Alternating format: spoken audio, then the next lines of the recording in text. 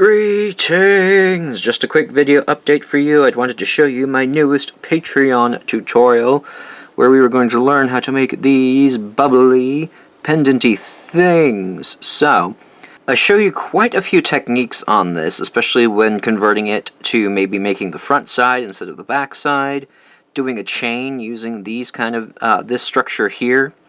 A couple of necklace tutorials, sort of, in that way, because it's like a chain in the center with a lot of embellishments on the outside, but if you took just the center chain and turned it into a necklace or something like that, that would be cool too.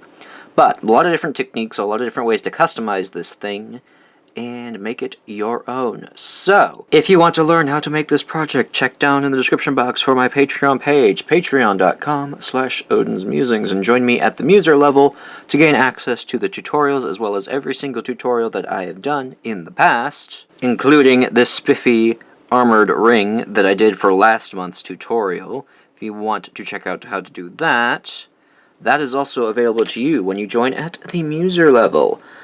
Okay, so that will do it from me. Be cool, be safe during the holidays, don't let it get overwhelming, and I hope to see you there. Bye-bye!